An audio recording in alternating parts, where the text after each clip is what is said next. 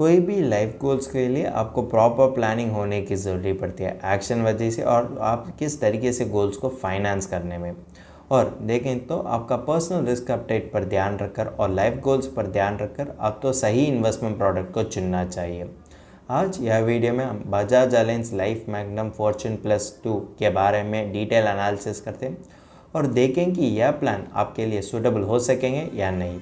यह एनालिसिस वजह से आपको यह जवाब मिलते हैं कि यह Bajaj alliance life magnum Fortune plus 2 आपका लाइफ गोल्स के लिए एक अच्छा इन्वेस्टमेंट प्रोडक्ट हो सकें और कि बुरा इन्वेस्टमेंट प्रोडक्ट हो सकेंगे भविष्य काल में। इसके बारे में भी हम डिटेल एनालिसिस करते हैं। चलो वीडियो शुरू करते हैं। हेलो दोस्तों, welcome to holisticinvestment.in YouTube channel. अब यह Bajaj alliance life magnum Fortune plus 2 plan होते हैं कि unit link non participating individual life saving insurance plan. अब पहले हम देखें कि इसका की फीचर्स के बारे में। इसमें पॉलिसी होल्डर के लिए पूरे पॉलिसी टर्म तक लाइफ इंश्योरेंस कवर तो दे दिया जाता है। इसमें इन्वेस्टर के लिए फंड और पोर्टफोलियो स्ट्रैटेजीज चुनने में फ्लेक्सिबिलिटी तो दे दिया जाता है। इसमें होने वाले लॉयल्टी एडिशंस और मैच्योरिटी बूस्टर्स वजह से उसका फंड वैल्यू तो बूस्ट हो जाते हैं। और अगर इन्वेस्टर मैच्योरिटी तक इन्वेस्ट कर दिया जाते तो उसके लिए सभी मॉर्टैलिटी चार्जेस तो वापस कर दिया जाता है। फीचर्स देखने के बाद हम नेक्स्ट देखें कि यह Bajaj alliance life magnum Fortune plus 2 plan का बेनिफिट्स। इसमें इन्वेस्टर के लिए 4 बेनिफिट तो दे दिया जाते हैं। पहले होते हैं कि मैच्योरिटी बेनिफिट, दूसरे होते हैं कि डेथ बेनिफिट, तीसरा होते हैं कि लॉयल्टी एडिशंस और चौथा होता है कि मैच्योरिटी बूस्टर्स के साथ देने वाले रिटर्न ऑफ मॉर्टैलिटी चार्जेस। पहले होते हैं कि मैच्योरिटी बेनिफिट। इसमें देखें तो पॉलिसी होल्डर जब पॉलिसी मैच्योर कर दिया जाता है उसके लिए फंड वैल्यू के साथ top up premium fund value ही मैच्योरिटी बेनिफिट की तरह दे दिया जाता है। दूसरे होते हैं कि डेथ बेनिफिट। अगर पॉलिसी होल्डर अचानक से मौत हो गया है तो नॉमिनी के लिए डेथ बेनिफिट हो सकता है कि हायर ऑफ द फॉलोइंग होते हैं कि सम एश्योर्ड, इसमें टॉप अप सम एश्योर्ड भी इंक्लूडेड होते हैं। और हो सकते हैं कि मिनिमम गारंटीड डेथ बेनिफिट और कि फंड वैल्यू किसमें ज़्यादा प्रीमियम मिलते हैं वो तो नॉमिनी के लिए डेथ बेनिफिट की तरह दे दिया जाता है। इसमें होने वाले मिनिमम डेथ बेनिफिट हो सकते हैं कि 105% ऑफ द टोटल प्रीमियम, और इसमें तो टॉप अप प्रीमियम भी इंक्लूड कर दिया जाता है। तीसरा होता है कि लॉयल्टी एडिशंस। जो इन्वेस्टर का एनालाइज प्रीमियम 1 लाख से भी नीचे गिरते हैं वो इन्वेस्टर के लिए 0.50% ऑफ द फंड वैल्यू तो लॉयल्टी एडिशंस के नाम पर दे दिया जाता है। जो इन्वेस्टर का एनालाइज प्रीमियम 1 लाख से भी ज़्यादा होते हैं वो इन्वेस्टर के लिए 0.70% ऑफ द फंड वैल्यू तो जोड़ कर दिया जाता है। अगर देखें तो इसमें लॉयल्टी एडिशंस तो 10 साल होने के बाद पॉलिसी टर्म ख़त्म होने तक हर साल तो दे दिया जाता है। चौथा होता है कि मैच्योरिटी बूस्टर्स और उसके साथ होने वाले return of mortality charges. Policy अंतिम में मैच्योरिटी बूस्टर्स के साथ रिटर्न ऑफ मॉर्टैलिटी चार्जेस तो फंड वैल्यू के साथ जोड़ कर दिया जाते हैं। अब यह Bajaj alliance life magnum Fortune plus 2 में इन्वेस्टर के लिए 3 पोर्टफोलियो स्ट्रैटेजीज होते हैं। पहले होते हैं कि इन्वेस्टर सेलेक्टेबल पोर्टफोलियो स्ट्रैटेजी। इसमें देखें तो इन्वेस्टर ही उसका पैसा को इफेक्टिवली मैनेज कर ले और इन्वेस्टर तो उसका रिस्क प्रोफाइल पर ध्यान रखकर वो तो एक और एक से भी अधिक फंड्स में इन्वेस्ट कर सके। और यह अप्रोच में देखें तो ये तो डिटरमाइन कर सकें कि हर फंड में वो तो कितना अलोकेट करना चाहिए।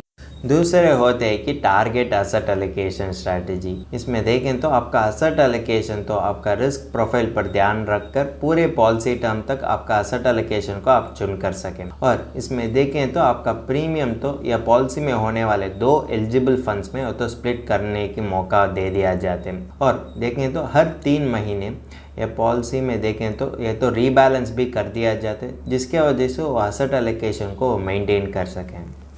तीसरा होता है कि ऑटोमेटिक ट्रांसफ़र पोर्टफोलियो स्ट्रैटेजी। अब देखें तो हर महीने आप तो ऑटोमेटिकली लो रिस्क फंड से आप जो भी फंड इच्छा कर दिया जाते है उस फंड में आप तो इन्वेस्ट कर सकें। यह पोर्टफोलियो स्ट्रैटेजी वजह से अब तो लो रिस्क फंड हो सकते हैं कि बॉन्ड फंड और कि लिक्विड फंड, उस फंड से हर महीने आप जो भी फंड के बारे में इच्छा करते उस फंड में इन्वेस्ट कर सकें। अब देखें कि यह पॉलिसी और यह प्लान में इन्वेस्टर के लिए क्या क्या चार्जेस होते हैं। पहले होते हैं कि प्रीमियम एलोकेशन चार्ज। इसमें देखें तो उसका प्रीमियम अमाउंट पर यह चार्ज तो निर्भर होते हैं। दूसरे होते हैं कि पॉलिसी एडमिनिस्ट्रेशन चार्ज। इसमें देखें तो हर महीने वो तो यूनिट्स कैंसिल करते हुए पॉलिसी एडमिनिस्ट्रेशन चार्ज तो चार्ज कर दिया जाता है। इसमें पॉलिसी एडमिनिस्ट्रेशन चार्ज हो सकें कि 2.1% of the prevailing analyse premium और कि 500 रुपीज़ हर महीने, जिसमें कम प्रीमियम होते हैं वो तो पॉलिसी एडमिनिस्ट्रेशन चार्ज की तरह ले कर दिया जाते हैं। तीसरा होता है कि फंड मैनेजमेंट चार्ज। इसमें देखें तो individual short term depth funds और कि लिक्विड फंड्स के लिए फंड मैनेजमेंट चार्ज होता है कि 0.95% और बाकी अदर फंड्स के लिए फंड मैनेजमेंट चार्ज होता है कि 1.35%। डिसकंटिन्यूड फंड के लिए लीस्ट होते हैं और वो होते हैं कि 0.5%। चौथा होता है कि मॉर्टैलिटी चार्ज। इसमें देखें तो हर महीने तो यूनिट्स कैंसिलेशन वजह से मॉर्टैलिटी चार्जेस तो चार्ज कर दिया जाता है। पांचवा होता है कि प्रीमियम डिसकंटिन्यूस और कि सरेंडर चार्ज। ये तो कितने प्रीमियम अमाउंट तो इन्वेस्ट कर दिया जाता है और किस साल में डिसकंटिन्यू कर रहे वो सब निर्भर होते हुए चार्जेस तो दे दिया जाते हैं। अगर फिफ्थ पॉलिसी ख़त्म होने के बाद अगर इन्वेस्टर पॉलिसी डिसकंटिन्यूस और सरेंडर चार्जेस देना है तो ये तो नहीं होते, क्योंकि फिफ्थ पॉलिसी ईयर से कोई भी डिसकंटिन्यूस और सरेंडर चार्जेस नहीं है। छठा होता है कि मिसलेनियस चार्ज। इसमें देखें तो मिसलेनियस चार्ज होता है कि 100 रुपीज़ पर ट्रांजैक्शन। मेरे पर्सपेक्टिव से मैं ये कहता हूँ कि यूलिप में इतने ज़्यादा चार्जेस होने के कारण इन्वेस्टर के लिए तो उतना फ़ायदा नहीं दे सकेंगे, क्योंकि ये सब चार्जेस होने के कारण आपका इन्वेस्टमेंट का रिटर्न तो ज़्यादा कम ही पड़ सकते हैं। अगर आपने म्यूचुअल फंड से कंपेयर किया तो म्यूचुअल फंड में इसी तरह चार्जेस नहीं होने के कारण वो तो इन्वेस्टर के लिए ज़्यादा अच्छा रिटर्न ही दे सकेंगे। इसमें होने वाले फंड मैनेजमेंट चार्ज और कि मॉर्टैलिटी चार्जेस तो ठीक लगती है, लेकिन बाकी सब चार्जेस तो इन्वेस्टर के लिए ज़्यादा बर्डन ही दे सकते और वो बर्डन वजह से वो तो किसी भी फाइनेंशियल गोल्स को नहीं अचीव कर सकें। यह सब चीज़ होने के कारण हम कह सकते हैं कि यूलिप तो इन्वेस्टर के लिए अनअट्रैक्टिव हो सकेंगे। अब यह प्लान और पॉलिसी लेने वाले इन्वेस्टर के लिए क्या एडवांटेजेस मिलते हैं, इसमें जिस फंड में वो इन्वेस्ट करना चाहते हैं उस फंड का लिमिटेड और टॉप अप प्रीमियम का प्रोपोर्शन वो चाहते हैं तो किसी भी समय तो बदलने के लिए फ्लेक्सिबिलिटी तो दे दिया जाता है। इसमें देने वाले टॉप अप प्रीमियम वजह से उसका फंड वैल्यू तो एनहांस कर दिया जाता है। इसमें देखें तो फंड के बीच स्विच करने में कोई भी चार्जेस नहीं लेते हैं। जिस तरीके से एक कॉइन में दो साइड होते हैं उसी तरीके से हर इन्वेस्टमेंट प्लान और इन्वेस्टमेंट व्हीकल में दोनों एडवांटेजेस और डिसएडवांटेजेस भी होते हैं। इसमें लॉक इन पीरियड होता है कि 5 साल। आप तो 5 साल इंतज़ार करने की ज़रूरी पड़ती है, इसलिए 5 साल में अगर आपको किसी भी बदलती हुए फाइनेंशियल सर्कमस्टांसेस को टैकल करने में या प्लान में उतना फ्लेक्सिबिलिटी नहीं होते। और देखें तो इसमें कोई भी लोन फैसिलिटी भी नहीं है। अगर किसी भी मेडिकल इमरजेंसी आए तो और बदलते हुए फाइनेंशियल सर्कमस्टांसेस को टैकल करने में हर इन्वेस्टमेंट व्हीकल का लोन फैसिलिटी तो आप ऐसा इन्वेस्टर के लिए मदद कर सकें, लेकिन यह प्लान में उसी तरह फीचर नहीं होने के कारण अब तो अदर सोर्सेस ऑफ रेवेन्यूज़ पर निर्भर होने की ज़रूरत पड़ती है और कि बाकी अदर सोर्सेस से लोन लेने की भी ज़रूरत पड़ती है। यह तो किसी भी इन्वेस्टमेंट प्रोडक्ट का अच्छा साइन नहीं होते। अगर देखें तो इसमें सभी चार्जेस लेते ही बाकी तो इन्वेस्टमेंट के लिए उपलब्ध कर दिया जाते हैं, जिसके वजह से आपका इन्वेस्टमेंट अमाउंट तो ज़्यादा कम पड़ती है और वो जनरेट करने वाले रिटर्न भी ज़्यादा कम होने के कारण आपका फाइनेंशियल गोल्स अचीव करने के लिए तो उतना मदद नहीं कर सकेंगे। इसमें मॉर्टैलिटी चार्जेस तो वापस दे दिया जाते हैं, लेकिन इसमें टाइम वैल्यू ऑफ मनी को नहीं कंसिडर करते। टाइम वैल्यू ऑफ मनी होता है कि इन्फ्लेशन। हर इन्वेस्टमेंट प्रोडक्ट और इन्वेस्टमेंट व्हीकल तो आपको इन्फ्लेशन बीटिंग रिटर्न देने की ज़रूरत पड़ती है और कि इन्फ्लेशन एडजस्टेड रिटर्न देने की भी ज़रूरत पड़ती है, जिसके वजह से आपको फाइनेंशियल गोल्स अचीव करने में आसानी लगती है। लेकिन यह Bajaj alliance life magnum Fortune plus plan में उसी तरह फीचर नहीं होने के कारण इन्वेस्टर के लिए तो लीस्ट अट्रैक्टिव प्लान हो सकेंगे। अब यह Bajaj alliance life magnum Fortune plus plan तो इन्वेस्टर के लिए एक मार्केट लिंक प्रोडक्ट होते हैं, लेकिन भी इसमें देने वाले रिटर्न तो नॉन गारंटीड होते हैं और इसका फाइनल फंड वैल्यू भी इसका फंड परफॉर्मेंस पर निर्भर होते हैं। अब हम एस्टिमेट करते हैं कि यह तो क्या रिटर्न जनरेट कर सकेंगे। इसमें देखें कि रिटर्न ऑफ 4% और रिटर्न ऑफ 8% तो भी गारंटी नहीं होते और ये तो भी कोई भी अपर लिमिट और लोअर लिमिट इंडिकेट करते हैं। ये तो सिंपली इंडिकेट करते हैं कि मार्केट का वर्स्ट केस सिनेरियो और best case scenario. Worst case scenario में ये तो क्या रिटर्न दे सकेंगे और बेस्ट केस सिनेरियो में ये तो क्या रिटर्न जनरेट कर सकेंगे। इसमें एक आदमी होता है कि 35 ईयर्स, वो तो उसके बच्चे के लिए नेक्स्ट 15 ईयर्स के लिए कॉर्पस एक्यूमुलेशन के बारे में सोचते हुए ये प्लान को चुन कर दिया जाता है और इसका एनुअल प्रीमियम होता है कि 2.5 लाख और वो तो 10 ईयर्स के लिए और 2.5 लाख तो खर्च करने की ज़रूरत पड़ती है और उसका पॉलिसी टर्म होते हैं कि 15 ईयर्स। इसके वजह से उसका टोटल प्रीमियम होते हैं कि 25 लाख्स।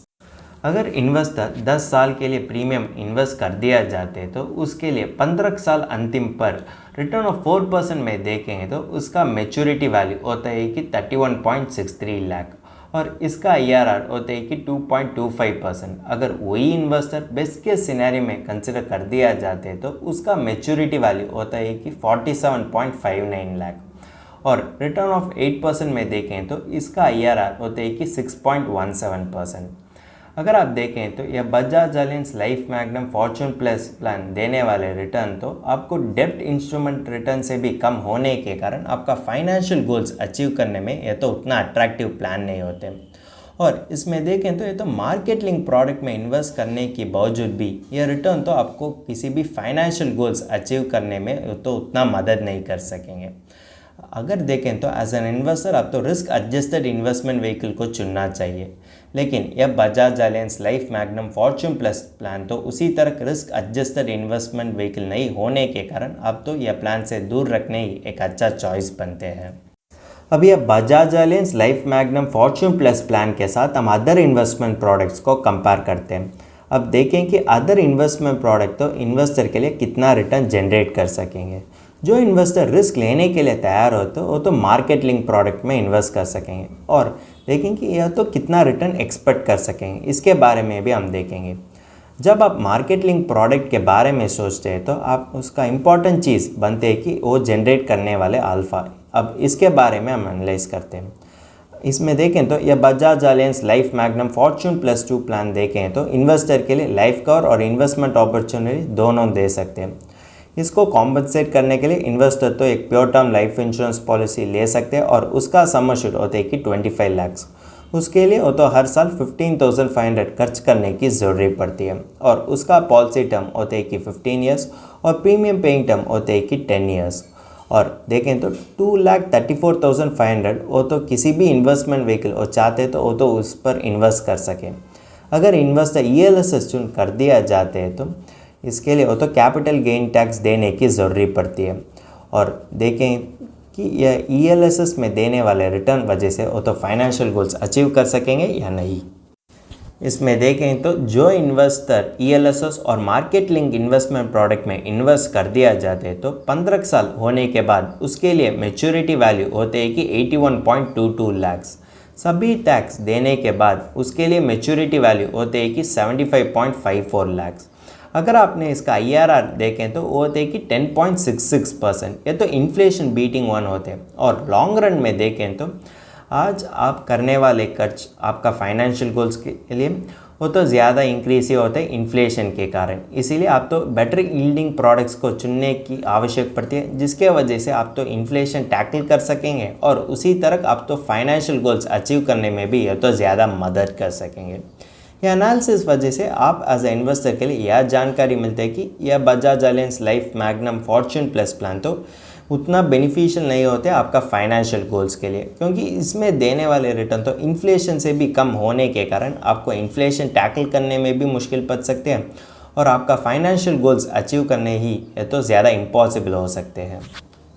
हमने अब तक यह Bajaj alliance life magnum Fortune plus 2 plan के बारे में पूरे एनालिसिस तो कर दिया जाते हैं। अब समय आ गया कि इसका फाइनल वर्डिक्ट देखने के लिए। हम सब तो लाइफ गोल्स अचीव करने के बारे में इच्छा करते हैं और उसी कारण के लिए अब तो सही इन्वेस्टमेंट प्रोडक्ट चुनने की आवश्यक पड़ती है।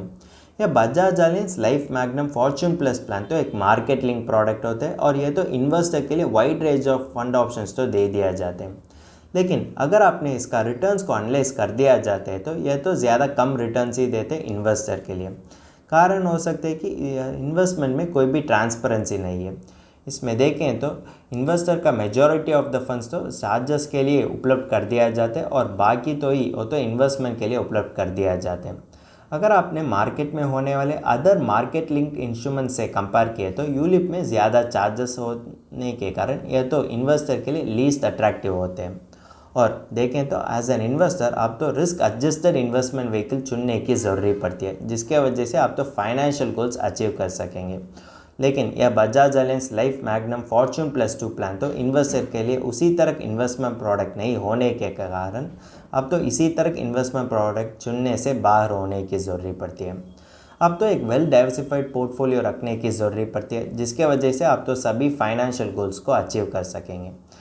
और डाइवर्सिफाइड इन्वेस्टमेंट पोर्टफोलियो बनने के लिए आप तो फाइनेंशियल एडवाइज़र की मदद ले सकते हैं। वो तो पता है कि आपका सही इन्वेस्टमेंट प्रोडक्ट तो क्या होना चाहिए। अगर आपने उसी तरह इन्वेस्ट कर दिया जाते तो आपका फाइनेंशियल गोल्स तो आप तो आसानी से अचीव कर सकें। अगर आपको यह Bajaj alliance life magnum Fortune plus plan के बारे में फर्दर एनालिसिस और डिटेल एनालिसिस इंग्लिश में पढ़ने चाहते हैं तो हमारा आर्टिकल पढ़ सकते हैं, और इस आर्टिकल का लिंक तो डिस्क्रिप्शन में दिया गया है।